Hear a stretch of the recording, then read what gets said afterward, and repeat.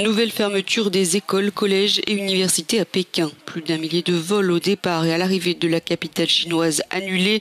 Ce sont quelques-unes des dernières mesures prises par les autorités de la mégapole de 21 millions d'habitants. Alors que les tests se multiplient, la découverte de plus d'une centaine de personnes infectées en 6 jours a donné l'alerte. L'origine de ces cas de Covid-19 a pu être retracée jusqu'au marché Xinfadi qui vend des milliers de tonnes de nourriture par jour. Un marché qui a accueilli plus de 200 000 personnes depuis le 30 mai. Depuis, il a été fermé comme 4 autres grands marchés de Pékin.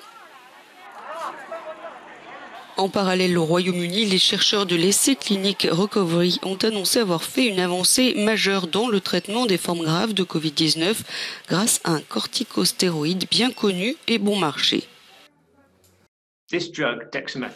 Ce médicament, dexaméthasone, réduit d'un tiers la mortalité des personnes qui sont sous respirateur ou ventilation et d'un cinquième les patients hospitalisés qui n'ont pas besoin de respirateur mais reçoivent de l'oxygène. Ce sont des effets importants pour cette maladie.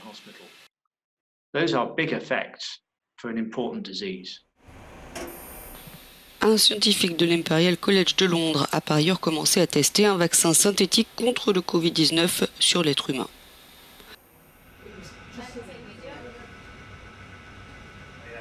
De l'autre côté de l'Atlantique, la pandémie continue de faire rage en Amérique latine et aux Caraïbes. Le Covid-19 a emporté plus de 80 000 personnes là-bas, la moitié recensée au Brésil, qui compte plus de 45 000 morts, dont 1282 mardi.